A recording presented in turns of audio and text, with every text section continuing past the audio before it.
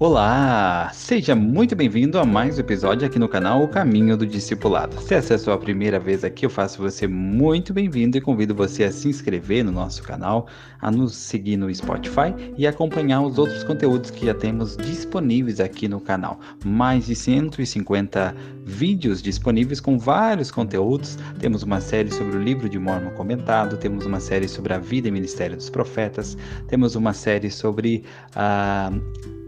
resumos de livros em formato de audiobook ou até na íntegra. Já temos aqui no canal 3 livros disponíveis para você acompanhar. Um que se chama Doutrina e Convênios e o Futuro, é um livro antigo, mas muito bom. Temos um livro A Expiação Infinita. Temos também o livro Dom Divino do Perdão, que já estão disponíveis aqui, seja no Spotify ou no YouTube, e você pode acompanhar esses livros também. Vamos iniciar hoje esse projeto novo com um livro do Elder Holland e sua esposa Patricia Holland. O nome do livro é Assim na Terra como no Céu. Esse livro ele foi escrito em 1989 e é muito especial porque foi escrito pelo Elder Holland e por sua esposa Patricia Holland. Ela que veio a falecer em julho de 2023, mas com certeza deixou um grande legado e nós podemos acompanhar um pouco dos seus ensinamentos nesse livro, já que ele é dividido entre ele e ela. Na primeira parte, ele é escrito pela irmã Patricia Holland. O nome é Percepções e Reflexões. Aí no meio do livro temos uma parte em que os dois eles conversam entre si e trazem alguns ensinamentos, e no final então a parte escrita pelo Elder Holland. Então é um livro muito, muito especial. Para não ficar um episódio super grande, eu vou dividir em partes, tá? Vou falar alguns capítulos hoje aqui, vamos falar alguns capítulos juntos, você vai poder ouvir, e depois nos próximos episódios você pode acompanhar os outros capítulos que vão estar disponíveis aqui no YouTube ou no Spotify do Caminho do Discipulado, tá bom? Vamos iniciar então a leitura desse livro especial para que você possa acompanhar e aprender junto comigo. Estou muito, muito feliz, agradeço pela sua companhia. Convido você a compartilhar esse episódio com amigos, conhecidos, familiares, e que você possa ter uma boa experiência hoje enquanto estudamos juntos o livro Assim na Terra como no Céu.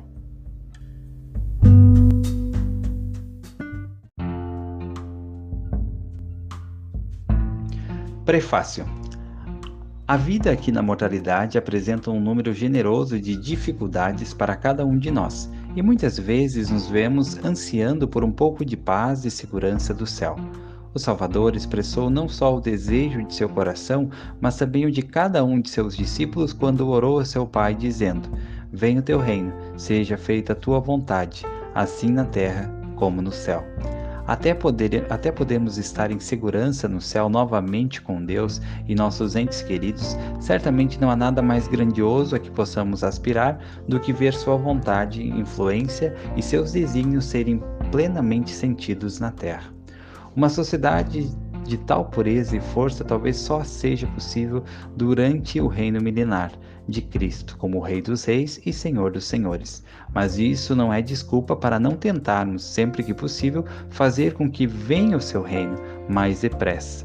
E embora condições celestiais talvez não nos advenham ampla e indistintamente até a segunda vinda, há maneiras profundas pelas quais elas podem vir a nós pessoalmente, a nossa família e a nossos grupos de fiéis que vivem o Evangelho no coração, no lar e na comunidade. A chave para qualquer sucesso no tempo e na eternidade é certamente a obediência ao Evangelho do Filho de Deus, a mesma obediência que ele demonstrou à vontade do Pai em todas as coisas. Este livro é uma coletânea de alguns de nossos discursos e ensaios e dedica-se aos aspectos da vida em que efetivamente podemos fazer da vontade de Deus a nossa vontade e de seus caminhos os nossos caminhos. Dedica-se ao ideal de tornar a vida aqui na terra tanto quanto possível como a no céu.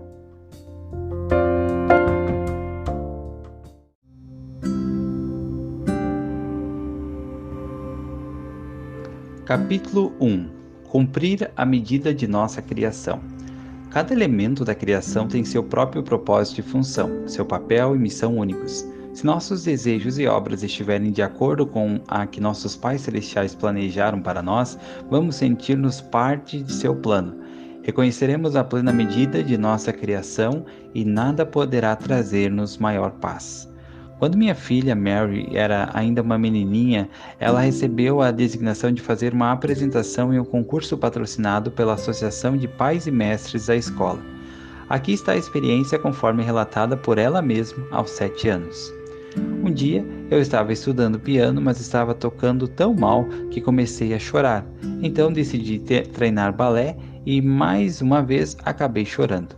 Também estava péssima. Aí decidi fazer um desenho porque sabia que pelo menos isso eu fazia bem, mas saiu horrível. E é claro que chorei de novo.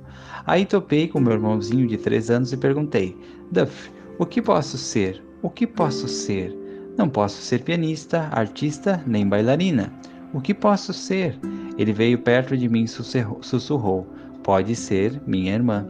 Em um momento importante, aquelas 4 palavrinhas mudaram a perspectiva e trouxeram consolo ao coração de uma menina ansiosa. Naquele mesmo instante, a vida tornou-se mais bela e, como sempre, o amanhã reservava ainda novas surpresas. Todos nós, um momento ou outro, nos deparamos com perguntas semelhantes à de Mary, sobre nosso papel e propósito e rumo na vida. E isso acontece até mesmo bem depois de nossa infância. Converso com muitas mulheres, o que me permite receber que várias, talvez perceber que a maioria delas passam por momentos em que se sentem confusas ou derrotadas, pelo menos temporariamente. Nessas situações, indagamos: o que serei? Quando vou me formar? Com quem vou me casar? Qual é o meu futuro? Como vou ganhar meu sustento? Como posso fazer uma contribuição significativa? Resumindo, o que posso ser? Não fiquem desanimados e, ainda que estiverem fazendo esse tipo de pergunta, pois acontece com todos nós até devemos preocupar-nos com nossos propósitos fundamentais na vida. Todos os filósofos do passado e do presente certamente concordam que, por mais importantes que sejam a comida e o abrigo, não são o suficientes. Queremos saber o que está além, qual é o significado, qual é o meu propósito. Ao fazer-me essas indagações, conforta-me recordar que uma das verdades mais importantes e fundamentais ensinadas nas Escrituras e no Templo é que toda forma de vida cumprirá a medida de sua criação. Devo admitir que quando ouvi essa frase pela primeira vez, achei que ela se referia apenas a procriar, ter filhos, deixar descendência. E tenho certeza de que esse é o significado principal. Contudo, como boa parte da cerimônia do templo é simbólica, pode haver também múltiplos sentidos nessa declaração. Um significado adicional que agora vejo nesse mandamento é que cada elemento da criação tem seu próprio propósito e função. Cada um de nós recebeu um papel e missão divinos. Creio que se nossos desejos e obras estiverem de acordo com o que nossos pais celestiais planejaram para nós, vamos sentir-nos parte de seu plano. Reconheceremos a plena medida de nossa criação e nada poderá trazer-nos maior paz. Certa vez li uma analogia maravilhosa das limitações que nossa perspectiva atual nos impõe. A mensagem ensinada era de que nosso processo contínuo de criação, nossa criação e a criação de tudo que nos cerca, nossos pais celestiais, estão preparando uma bela tapeçaria com primorosas cores, matizes e motivos. Eles estão fazendo isso com todo o amor, cuidado e maestria. E cada um de nós desempenha um papel, o nosso papel, na elaboração dessa obra de arte magnífica e eterna. Nesse processo, contudo, precisamos lembrar-nos de que é muito difícil para nós avaliar com precisão nossa própria contribuição. Vemos o rico tom de vermelho da linha do vizinho e pensamos: essa é a cor que eu quero ter. Em seguida, admiramos o azul ou o bege suave e repousante de outro companheiro e pensamos: não, essas cores é que são as melhores e que deveriam ser minhas. Mas em tudo isso, não vemos nossa tapeçaria da maneira que o Senhor a vê. Nem percebemos que outras pessoas desejariam ter nossas cores, posição e textura da mesma forma que desejamos as delas. Talvez o mais importante é se lembrar que durante a maior parte do período criativo estamos confinados à visão limitada da parte inferior da tapeçaria, onde tudo às vezes é meio confuso, borrado e pouco nítido. Se nada faz muito sentido deste ponto de vista, é porque ainda estamos no processo de criação, em uma fase inacabada.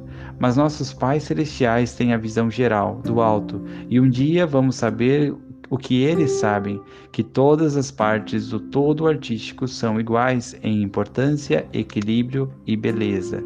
Eles conhecem nosso propósito e potencial e deram-nos a oportunidade ideal de fazermos a contribuição perfeita nessa obra divina. O Senhor garantiu-nos que a única exigência para participarmos desse plano magnífico é ter o desejo de trazer à luz e estabelecer esta obra.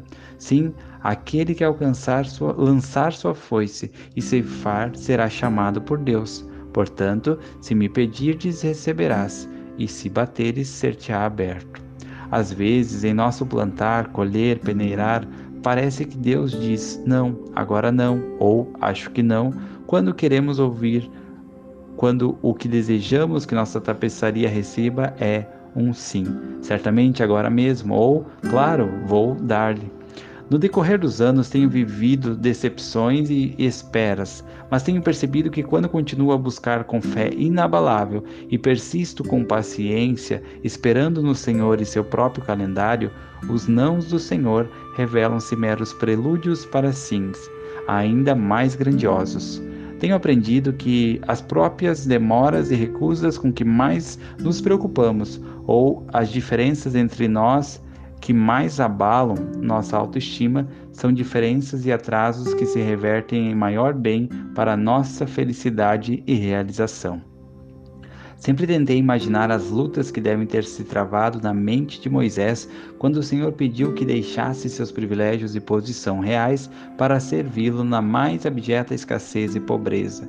Contraste a missão de Moisés com os desígnios do Senhor para José, de ficar no Egito e usar sua influência e prestígio com propósitos justos. Jeremias aparentemente não desfrutou as bênçãos do casamento ou filhos, enquanto Jacó contava com a reconfortante companhia de 4 esposas ou uma prole numerosa. Josué parece ter sido um líder extremamente confiante, carismático e decidido, enquanto Moisés estava sempre relutante, hesitante e às vezes tinha de pedir instruções várias vezes ao Senhor. Cada um deles teve um papel essencial, ainda que bem distinto, a cumprir. Além do mais, a idade não parece fazer muita diferença na diversidade dessa tapeçaria. Davi era apenas um menino quando habilmente derrotou Golias, mas Abraão tinha 80 anos de idade quando nos deu o supremo exemplo mortal de fé e obediência. Esther tinha a riqueza e atenção de reis, o que lhe deu a oportunidade de ajudar a salvar uma nação, enquanto Ruth, uma moabita pobre e desprezada. Ironicamente, foi pelo sangue de Ruth que saiu a linhagem real do próprio Filho de Deus. O Senhor usa-nos por causa de nossas personalidades e diferenças únicas, e não apesar delas. Ele precisa de cada um de nós, com todas as nossas imperfeições, fraquezas e limitações. Então, o que eu posso ser? O que eu posso ser? Todos nós, vocês e eu, podemos ser o que nossos pais celestiais pretendam, planejaram e ajudam que sejamos. Como podemos cumprir a medida de nossa criação? Lançando a foice, ceifando com todo o vigor e regozijando-nos em nossas especificidades e diferenças. Para alcançarmos nosso potencial, precisamos apenas, primeiro, apreciar nosso curso e deleitar-nos em nossa unicidade. Segundo, afastar vozes conflitantes e ouvir a voz interior, que é a voz de Deus, dizendo quem somos e quem podemos tornar-nos. E terceiro, libertar-nos do amor à profissão, posição social ou opiniões alheias. Lembrar que Deus realmente deseja é que sejamos o irmão de alguém, o amigo de alguém. Cada um de nós tem um propósito, e para cada um de nós esse propósito é diferente e distinto, é divino. Deus vive e ama-nos como somos e como ainda vamos tornar-nos. Ele vai ajudar a cumprir a medida de nossa criação.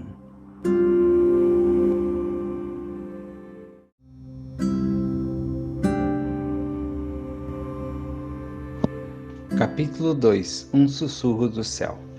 Certamente a oração da fé é sempre ouvida. Ela é eficaz e atendida, mesmo quando não entendemos como. Isso acontece principalmente quando oramos por outras pessoas e mais ainda quando oramos por nossa própria família e nossos filhos. Nossas orações precisam ser mais fervorosas e sinceras, como as orações de nossas mães do passado.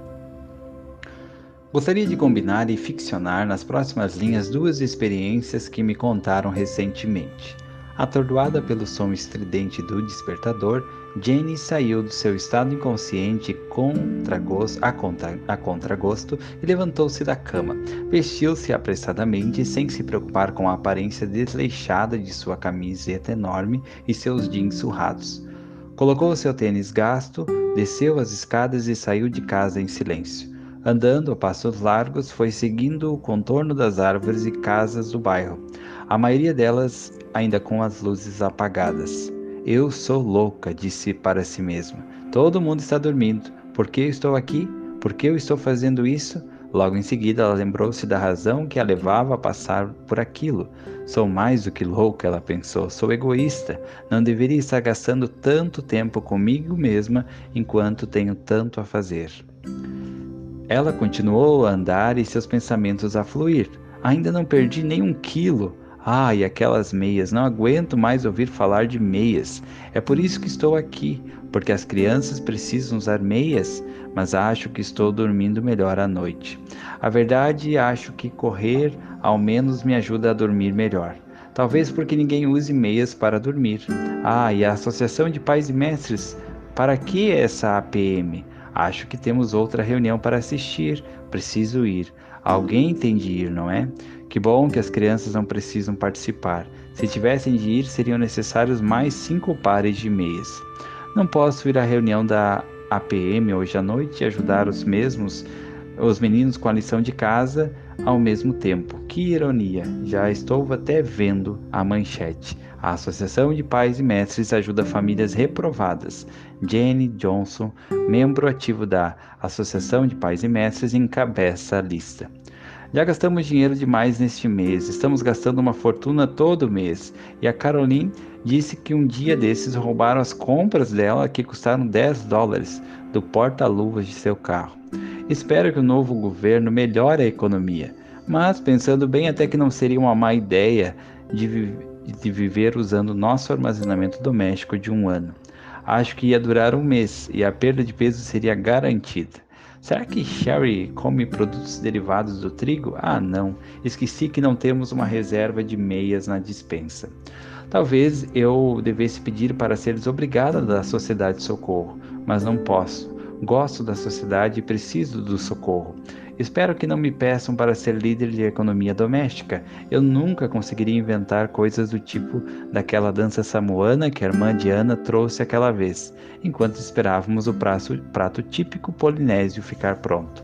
Acho que aquelas irmãs têm muito tempo para preparar. Será que os filhos delas não usam meias? Qual será a marca do sabão em pó que a irmã Brad usa? Já estou cansada de ver aquele menino aparecer lá em casa como se estivesse acabado de sair de um comercial de amaciante de roupas. Às vezes me dá vontade de jogar gelatina de uva na máquina de lavar deles. Eles devem ter dado sugestões de marcas de produtos naquela reunião de pais e mestres que faltei por causa do pneu furado. Foi a mesma noite em que meu filho de 14 anos perguntou se eu tinha feito unhas na idade da pedra lascada. Eu só sorri e tomei um de seus pares de meia. Logo ela já estava de novo em casa. 30 minutos de caminhada, 4 quilômetros, tudo em total silêncio. A calma mal foi interrompida pelo barulho de um despertador vindo do andar de cima e o som abafado de um grande tumulto. Alguns minutos depois, outro despertador tocou e ouviram-se passinhos apressados.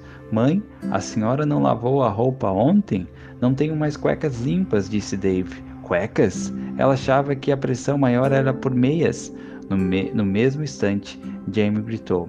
Mãe, onde estão minhas meias? Por alguma razão, aquela pergunta trazia um certo alívio. Era uma espécie de confirmação de que suas técnicas de administração do lar estavam afiadas. Mãe, quem pegou meu suéter azul? Perguntou Sue. Mãe, não estou achando meus sapatos, gritou Steve de dentro do quarto. Benzinho, pode levar-me para o trabalho para não ficarmos com 2 carros durante o jogo do Dave? Do trabalho para lá eu pego carona com o Ted. Ah não, essa coisa de trigo no de jejum de novo, mãe? Aposto que a Sherry não come isso. Que história é essa de meias calças fervidas, cozidas ou assadas como um único cardápio alternativo? Mãe, a senhora está ficando meio caduca. Acho que seria bom parar com essas corridas de madrugada. Com as pressões cada vez maiores que enfrentamos todos os dias, é muito difícil que não nos sentirmos sobrecarregados. Ouvimos falar de conflitos no Irã, na China e na Rússia, preços altos, hostilidades e problemas de energia. E vemos também as dificuldades por que passam as famílias. Ficamos a perguntar-nos: será que vamos conseguir? Vamos conseguir criar a família em retidão neste mundo cada vez mais difícil? Procuramos respostas por toda parte, em livros de psicologia, cursos de desenvolvimento infantil e até mesmo com Emma Bombeck. Corremos para levar nossos filhos para os mais variados lugares. Queremos que tirem sempre notas máximas e tenham dentes perfeitos. Entramos em pânico achando que estamos fazendo demais por eles e em seguida ficamos com uma dor na consciência, temendo não estar fazendo o suficiente. Às vezes até ficamos em dúvida na escolha de prioridades entre deveres familiares e chamados da igreja, quando ambas as coisas merecem nossa lealdade e devoção.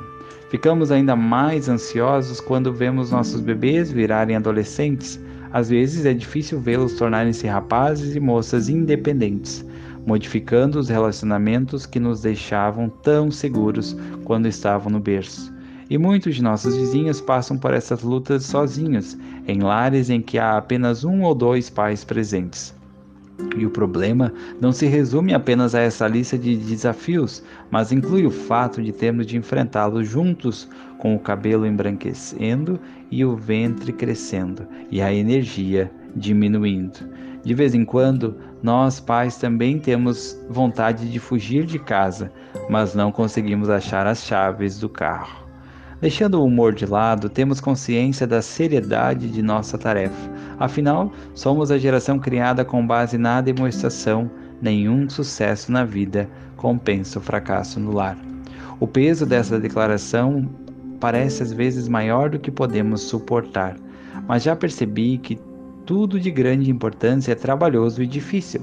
Talvez o Senhor tenha feito isso dessa maneira para que realmente estimássemos e valorizássemos os tesouros de maior valor. Como o negociante da parábola, também precisamos estar dispostos a vender tudo o que temos em troca dessas pérolas de grande valor. Nossa família, nosso testemunho e nossa lealdade ao Senhor são as mais preciosas dessas pérolas. Acho que vocês concordariam que essas coisas valem certa agonia e ansiedade. Se tudo fosse fácil, no final acabaríamos desencaminhando e ficando despreparados para a eternidade.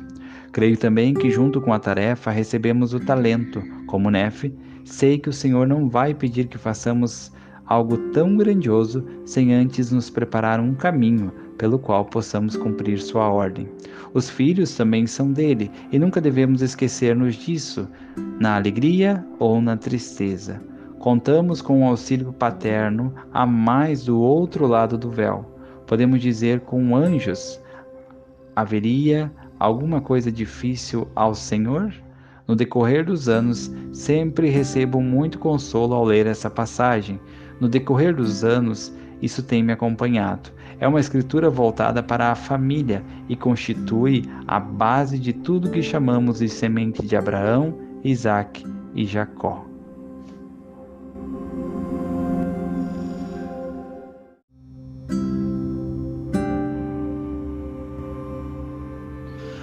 No início de nossa vida de casados, parecia que eu, assim como Sara, era estéril.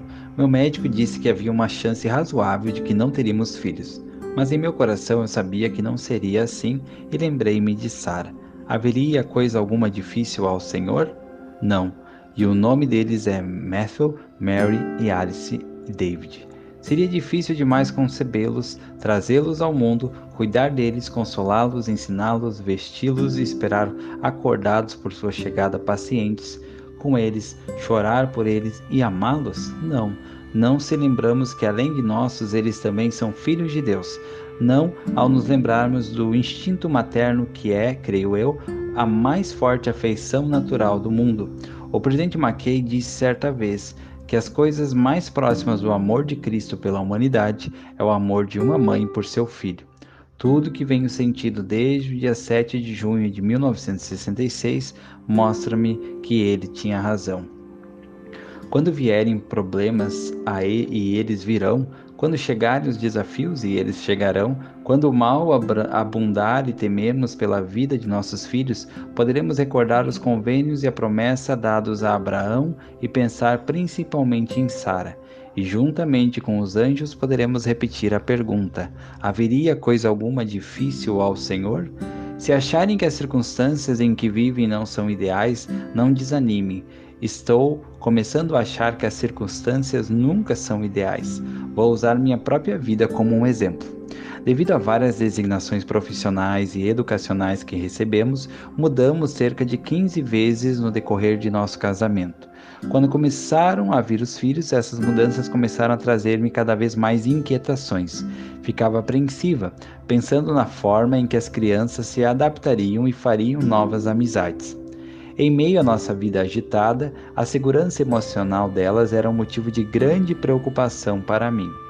Na época da pós-graduação, tínhamos 2 filhos pequenos e o alojamento estudantil em que vivíamos ficava bem no limite de uma comunidade negra em New Haven.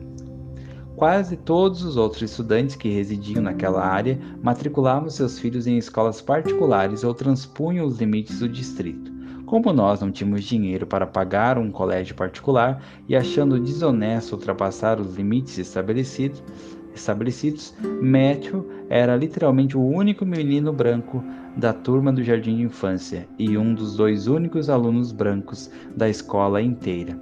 Ainda me lembro das lágrimas e do medo. Matthew era meu primogênito, o tesouro de minha vida. Esse era o menino em quem eu aplicara todos os conhecimentos de meus cursos de desenvolvimento infantil. Essa era a criança a quem eu ensinara a ler antes dos 3 anos de idade.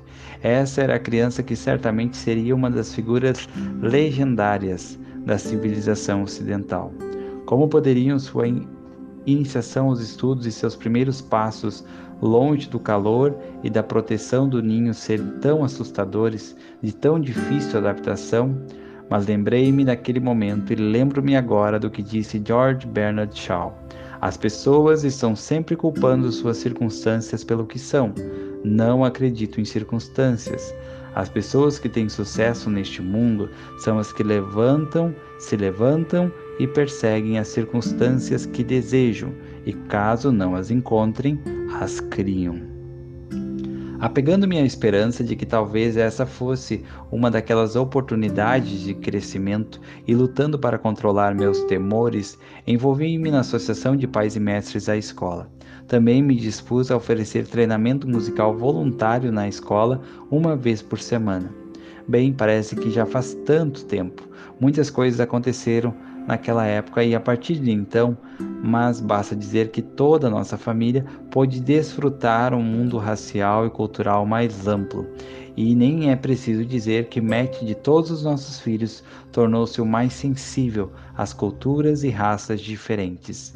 Mais um exemplo do mesmo período, estávamos levando uma vida muito atarefada naqueles anos. Estávamos em uma área em que a igreja era ainda pequena e que exigia que o nosso esforço na ala fosse maior do que o normal. Eu fui chamada para servir como presidente da Sociedade de Socorro, regente da escola dominical e consultora das Lauréis. Eu também me preocupava que esses encargos pudessem estar afastando-me dos cuidados intensivos que deveria ter com minha filhinha de poucos meses de vida. Por vários anos, a partir de então, fiquei achando que cada cólica ou inflamação de garganta dela tinha se originado naquele período. Minha culpa real ou imaginária era imensa. Com o passar do tempo e acumulando experiência, posso ver que, devido às minhas preocupações, provavelmente trabalhei em dobro para compensar todas as perdas. Essa filha hoje é uma bela moça com grande autoconfiança. Ela acredita muito nela mesma e também em mim. Nosso relacionamento de mãe e filha é um dos mais gratificantes que conheço. Quando nos mudamos para Provo, Utah, iniciamos uma época muito agitada em nossa vida. A esposa do reitor de uma universidade tem funções a desempenhar em tempo integral e ainda algumas horas extras a cumprir. E como nossa casa estava situada dentro do campus, meus filhos não tinham amigos que moravam na casa ao lado, e sempre que havia estudantes apontando para eles, ainda que de forma simpática, desnecessariamente, lembrando a eles que eram os filhos do reitor. Foi uma época difícil sobre vários aspectos, mas que trouxe em seu bojo bênçãos e oportunidades especiais. Propusemos-nos a tornar essa experiência enriquecedora e gratificante, e acho que conseguimos. Assim, creio que George Bernard Shaw tinha razão. Não podemos limitar-nos a aceitar as circunstâncias atual tal como se apresentam a nós. Devemos moldá-las e utilizá-las para nossos melhores propósitos. As circunstâncias raramente são ideais, mas nossos ideais podem prevalecer, principalmente quando afetam nosso lar e nossa família. Acerca da atmosfera que reinou em seu lar na época de sua infância, o presidente Kimball escreveu: "O próprio diário de minha maravilhosa mãe registra uma vida inteira de gratidão pela oportunidade de servir. Seu único pesar era não poder servir ainda mais." Sorri ao ler recentemente quando ela escreveu que no dia 16 de janeiro de 1900, ela estava servindo como primeira conselheira na presidência da Sociedade de Socorro. E a presidência foi até a casa de uma irmã que, por estar cuidando de seu bebê doente, estava impedida de fazer suas costuras. Minha mãe levou sua própria máquina de costura, um pequeno lanche, seu bebê e uma cadeira, e elas começaram a trabalhar. Naquela noite, ela escreveu que elas haviam feito 4 aventais, 4 calças e haviam começado ainda uma camisa para um dos meninos. Elas tiveram de parar às 4 horas da tarde para ir a um funeral. Por isso, só tinham conseguido fazer aquilo. Fiquei impressionado com aquela proeza, em vez de achar que não fora tanto assim. O presidente Kimball disse ainda: "Este é o tipo de lar que nasci, liderado por uma mulher que respirava o serviço em todos os seus atos." Sabiam que a mãe do presidente Kimball morreu quando ele tinha apenas 11 anos de idade? Na época em que seu pai presidia uma estaca que se estendia de St. John's, Arizona, até o Texas. Sabiam que o presidente McKay tinha apenas 8 anos quando se tornou o homem da casa? Seu pai fora chamado para servir na missão Grã-Bretanha. 2 irmãs mais velhas haviam morrido recentemente e sua mãe esperando outro bebê. O pai do jovem David sentiu que simplesmente não poderia partir naquelas circunstâncias, mas sua esposa disse inequivocamente a ele que ele deveria ir. Ela disse: "O pequeno David e eu vamos cuidar muito bem da casa." Sabiam que o pai do presidente Heber J. Grant morreu quando ele tinha apenas 8 dias de vida? O bispo de Heber achava que ele nunca seria grande coisa por passar tempo demais jogando beisebol. Mas sua mãe sabia o que só as mães sabem e moldou o futuro de um jovem profeta. Sabiam que o presidente Joseph Fielding Smith nasceu enquanto seu pai, Joseph F. Smith, servia como membro do Quórum dos 12? E que Joseph Fielding tinha apenas 4 anos quando seu pai se tornou membro da primeira presidência? Sabiam que o presidente Joseph F. Smith nasceu na época daquelas terríveis perseguições contra os santos dos últimos dias no Missouri? E que quando ele tinha apenas 5 anos, viu seu pai, Hiram, e seu tio Joseph quando os corpos estavam expostos para a visitação pública em caixões na Mansion House em Nauvoo, depois de serem brutalmente assassinados por uma turba na cadeia de Carthage. Vocês devem estar lembrados das enormes provações por que passaram o jovem Joseph e sua mãe em sua marcha para o oeste. O que talvez não recordem é que pouco depois de sua chegada a Utah, Mary Fielding Smith morreu, deixando Joseph órfão. Mas ela já fizera o que ninguém mais poderia ter feito. Posteriormente, seu filho escreveria a respeito dela: "Oh, meu Deus, como estimo e amo a verdadeira maternidade. Nada além do reino celestial pode superar meu amor infinito pela alma doce, nobre e fiel que me deu a vida, minha própria mãe. Como ela era bondosa, como ela era pura. Ela era de fato santificada, uma filha de linhagem divina.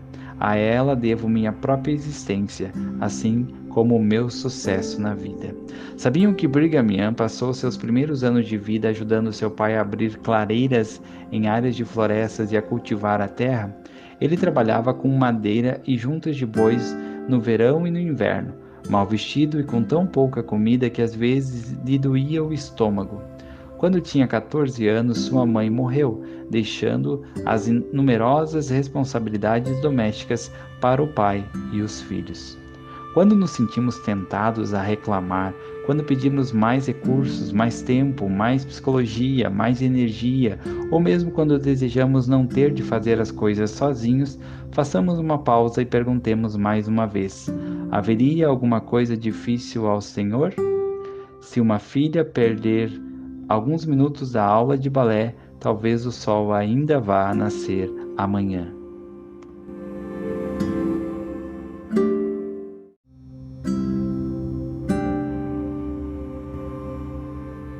Se Mary Fielding Smith pudesse ouvir nossas queixas atuais enquanto cuidava de seu boi ferido e o levantava da morte, ela talvez risse um pouco de nossa preocupação com miudezas, como o preço da gasolina. Se achamos que em nosso lar falta algo que seja presente na vida de nossos profetas, talvez sejam mais aflições, e não menos. Será que nossas respostas também não devem ser encontradas quando estamos de joelhos, assim como aconteceu com nossos profetas que esperaram pacientemente no Senhor? Não vivemos no mesmo mundo e com os mesmos desafios que nossas avós e bisavós enfrentaram. À medida que o mundo muda, nossas dificuldades parecem tornar-se mais novas e complexas, se não necessariamente mais desoladoras. Contudo, estou convencida de que falhamos em nossas responsabilidades, assim como elas teriam falhado nas delas, se não exercermos o mesmo tipo de fé que elas. Uma caminhada pela manhã pode ajudar-nos a enfrentar uma crise no lar, mas os mandamentos cristãos são necessários para a verdadeira salvação, tanto emocional como eterna. Nossas orações precisam ser mais fervorosas e sinceras, como as de nossas mães do passado, se quisermos obter a salvação que buscamos. Talvez vocês estejam pensando, mas eu estou orando agora, eu estou de joelhos com todo o fervor, mas mesmo assim as respostas não vêm. Tudo o que posso dizer é que o conselho do Senhor parece ser que peçamos com mais frequência, por mais fervorosas que sejam nossas orações no momento. Nossas mãos já estão machucadas, como dizia o presidente Kimball, de tanto bater na porta do céu? Nós esforçamos-nos em espírito na acepção literal da palavra esforço? As mulheres talvez saibam mais a respeito disso do que os homens, pois é delas o esforço de dar à luz a nossos filhos. Mas será que agora nos esforçamos em espírito para livrá-los do mal com a mesma intensidade que o fizemos para trazê-los ao mundo? Seria justo fazer essa pergunta? Mas será justo não perguntar? Alma, no entanto, esforçou-se muito em espírito, suplicando a Deus em fervorosa oração que derramasse o seu espírito sobre o povo. Precisamos fazer pelo menos o mesmo para convidar o espírito ao nosso lar, à vida de nossos filhos. De fato, a Alma é um excelente exemplo de um filho que não só foi trazido ao arrependimento de seus pecados anteriores, mas que também foi chamado para tornar-se um dos maiores profetas dos nefitas. E tudo isso como resultado da fé e das orações de um pai justo. Quando o anjo apareceu à Alma, o filho, e aos filhos de Mosias, ele disse: "O Senhor ouviu as orações de seu povo e também as orações de seu servo Alma, que é teu pai, porque ele tem orado com muita fé a teu respeito. Portanto, vim com o propósito de convencer-te do poder e a autoridade de Deus, para que as orações de seus servos possam ser respondidas de acordo com sua fé. Creio de todo o coração que a oração da fé é ouvida, é eficaz, é atendida. Creio que isso seja verdade, especialmente quando oramos por outras pessoas e mais ainda quando oramos por nossa própria família e nossos filhos." O estudo dedicado das Escrituras parece ser um outro hábito citado com frequência, se bem que muitas vezes desprezado. Pessoalmente, acho que algo que o presidente Kimball disse sobre sua amada esposa Camila conforta-me muito. Ele diz: penso no espírito de revelação que minha querida esposa convida ao nosso lar por causa das horas que tem passado durante todos os nossos anos de casados, estudando as Escrituras para poder estar preparada para ensinar os princípios do Evangelho. Para onde devemos voltar-nos quando ouvirmos tantas vozes contraditórias que tentam definir nosso papel como mães no mundo de hoje? Estamos estudando as verdades iluminadas do passado e as outras pelas quais os profetas deram a vida e anjos desceram à terra? Poderemos ignorá-las impunemente como o vasto depositário das mais claras instruções de Deus e ainda queixar-nos de termos sido deixados sozinhos em um mundo complicado e cruel? Devemos estudar as Escrituras como a antiga Israel, dia e noite. Dessa forma, nossos problemas e dúvidas receberão o auxílio, como observou o presidente Kimball, do Espírito de Revelação. E assim, com princípios simples, tradicionais, testados e comprovados, tais como a oração fervorosa, o estudo sério das Escrituras, o jejum sincero, o serviço altruísta e a paciência nas aflições, as bênçãos do céu se derramarão sobre nós, incluindo as manifestações pessoais do próprio Filho de Deus. O presidente Harold B. Lee prometeu: se vivermos dignamente, o Senhor nos guiará, aparecendo-nos pessoalmente, revelando-nos sua própria voz, tocando-nos a mente e trazendo-nos impressões à alma e ao coração. O presidente David McKay disse: os corações puros em um lar puro estão sempre a apenas um sussurro do céu. Fui criada em um lar puro, por pessoas de coração puro, e para mim isso fez toda a diferença. Quando minha mãe estava grávida de mim, meus pais moravam em uma barraca, enquanto meu pai procurava um emprego durante a Segunda Guerra Mundial. Pouco depois de minha concepção, minha mãe ficou doente e sofreu ameaça de aborto. O médico, cujo consultório ficava a 100 quilômetros de distância, disse a ela que, caso não quisesse perder a criança, deveria ficar de cama os 9 meses da gestação. Ela fala sem reclamar das dificuldades que teve ao tentar manter entretido 2 agitados meninos pequenos em uma barraca, extremamente quente no verão e fria no inverno. Enquanto ficava deitada na cama, todos os amigos e vizinhos a incentivavam a levantar-se e perder o bebê naturalmente, já que talvez ele viesse a nascer deformado de qualquer jeito. Mas minha mãe, que muito me ensinou, e muito sobre a oração, sacrifício pessoal, paciência e profunda fé, perseverou. Agradeço minha mãe por sua devoção e reverência à vida. Boa parte do que sinto a respeito da maternidade e família eu herdei dessa mulher santificada. Recorrendo ao clichê, mas falando do fundo do coração, devo minha vida a ela. Ela vive apenas um sussurro dos céus. Sim, há respostas para nossas ansiedades. Algumas delas podem vir de formas dolorosas e outras extremamente devagar, mas creio de todo o coração que elas virão, se acreditarmos no Senhor Jesus Cristo e o seguirmos.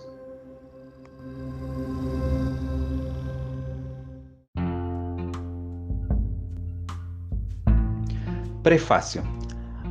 A vida aqui na mortalidade apresenta um número generoso de dificuldades para cada um de nós, e muitas vezes nos vemos ansiando por um pouco de paz e segurança do céu. O Salvador expressou não só o desejo de seu coração, mas também o de cada um de seus discípulos quando orou a seu Pai, dizendo: venha o teu reino, seja feita a tua vontade, assim na terra como no céu. Até podemos estar em segurança no céu novamente com Deus e nossos entes queridos, certamente não há nada mais grandioso a que possamos aspirar do que ver sua vontade, influência e seus desígnios serem plenamente sentidos na terra. Uma sociedade de tal pureza e força talvez só seja possível durante o reino milenar de Cristo, como Rei dos Reis e Senhor dos Senhores. Mas isso não é desculpa para não tentarmos, sempre que possível, fazer com que venha o seu reino mais depressa. E embora condições celestiais talvez não nos advenham ampla e indistintamente até a segunda vinda, há maneiras profundas pelas quais elas podem vir a nós pessoalmente, a nossa família e a nossos grupos de fiéis que vivem o Evangelho no coração, no lar e na comunidade. A chave para qualquer sucesso no tempo e na eternidade é certamente a obediência ao Evangelho do Filho de Deus, a mesma obediência que ele demonstrou à vontade do Pai em todas as coisas. Este livro é uma coletânea de alguns de nossos discursos e ensaios e dedica-se aos aspectos da vida em que efetivamente podemos fazer da vontade de Deus a nossa vontade e de seus caminhos os nossos caminhos. Dedica-se ao ideal de tornar a vida aqui na terra tanto quanto possível como a no céu.